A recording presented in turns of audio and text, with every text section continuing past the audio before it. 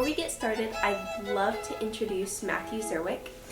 He currently runs a full-time violin studio with over 40 students. He also is the lead violin in the quartet Camerata San Antonio, and he is the director of Cadenza Academy, which includes a youth orchestra as well as a string quartet seminar, which I have participated in.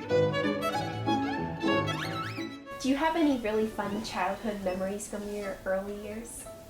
Well, I'm not sure this is a fun one, but when I was about 6 or 7, my grandmother's cat died. His name was Cunningham, after the Philadelphia Eagles quarterback. And we were going to bury him in a shoebox in her backyard, in her field. And I thought a great send-off for Cunningham the cat would be to play the Two Grenadiers from Suzuki Book 2. And I think I also played the Brahms Waltz. But it was an epic send-off for this cat. And I think it was one of the first moments where I thought,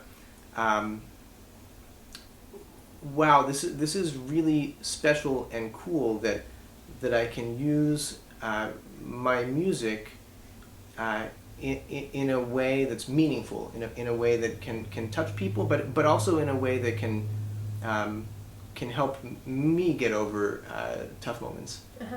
Yeah.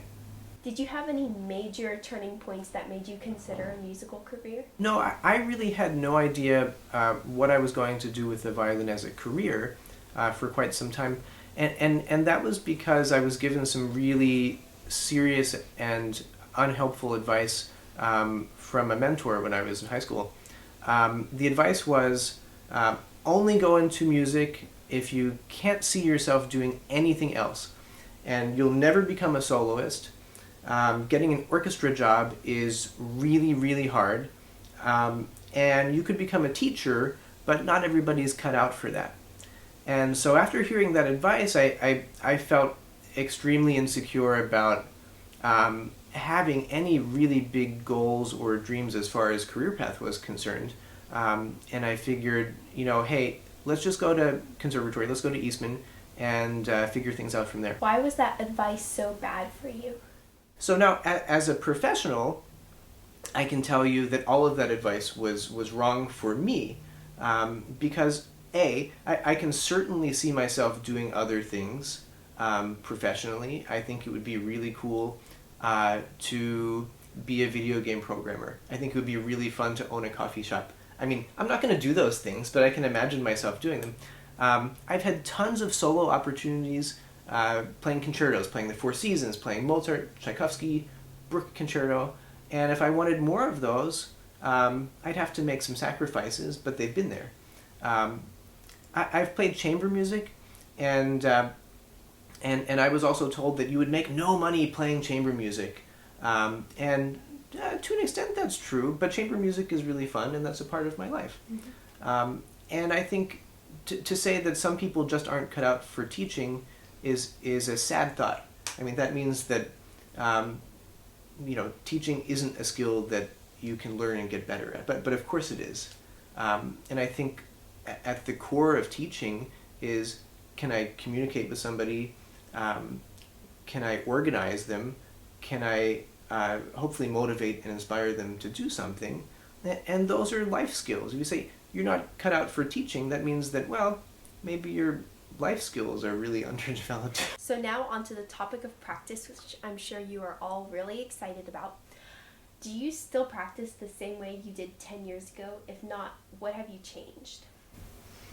Well, I think 10 years ago, I was still, most of my playing was in the San Antonio Symphony, and working in a professional orchestra can be quite stressful and tough, because you might sometimes have 3 hours of music to learn in a period of maybe 2 days.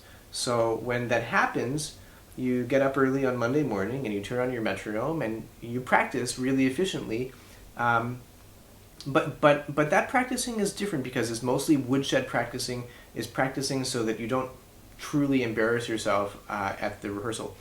And I think now that I've had some space from that job that was quite demanding and quite stressful, my practicing is much better, but it's much better because I can choose the music that I want to play, and I can take as much time as I want to learn it, to refine it, to explore it, and I don't have to even perform it if I don't want to. So if I want to open up my Mazes or Shradiak book and work on that for 2 months, I can do that. And I think there's something really special about just picking out some music that you want to do, work on it, enjoy it, and that can be enough sometimes. What are your top 3 tips for efficient practicing? Okay, number 1, practicing slowly in small chunks. You just can't avoid it. No matter how excited you are about playing the last movement of Bruch's Concerto number 1, you're eventually going to have to slow down and see what's there and look at every note under a microscope. 2, I think a big part of practicing is deciding to teach yourself. And if there's a topic that you're interested in, and you should be interested in something, if it's vibrato, if it's intonation, if it's phrasing, then go and read everything you possibly can about it, because chances are Leopold Auer or Galamian or one of your favorite violinists even has probably written something about it. And I think that self-study, if you can do it, gets you way further and way deeper than any private lesson. And I think number 3 is just being really open to change. And I think for all humans, change is a really, really hard thing to do, and it hurts. One of the other teachers at Eastman when I was there, Zvi Zeitlin, he had a really good saying about violin playing, which is that technique is conception. And what that means is that on one hand, maybe you have a really strong idea of what music should sound like, and that's half the battle. And the other half the battle is developing that technique that you need in order to make your idea come to life. And you know what? If you feel like you're not singing on the violin enough, or phrasing well, or playing in tune enough, it's because what you have right now isn't good enough and needs to be changed in some way. And I think that's one of the most difficult things to do with, because at core we're all a little stubborn about change. So last week I was volunteering at a camp all week, and then I got sick, but of course I still practiced violin, but I felt like it was just really unproductive and inefficient. So do you have any advice for students who are encountering inefficient, unproductive practice? Sure. So my advice always, the ideal would be to have a prioritized time every day, and a plan of attack for every assignment that you're going to work on. But you're also saying, hey, life was really busy, my week was really tiring, and I didn't feel well, right?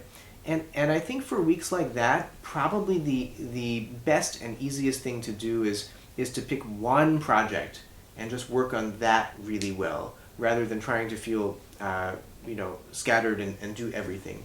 Yeah? Because sometimes we just won't feel energetic, or we won't feel good, and it's important to realize that we're not invincible. I think students also can get into slumps where they feel like, man, I don't even want to touch my violin, I'm sick of this, I can't even look at it. And I think in those instances, it's really good to just take a little break, maybe go for a walk, read a book, do something that makes you happy, and just get away from it for a little bit. And I've also felt that if a student is choosing their own assignments, maybe it's even something that your teacher didn't assign. Maybe you're thinking, hey, I want to review Bach Concerto in A minor because I really love that piece. Or I want to review my favorite Mazas study or Shradiak. Well, do that. I think sometimes it's important to be really productive, and sometimes it's important just to play the violin and think about why you're doing that in the first place.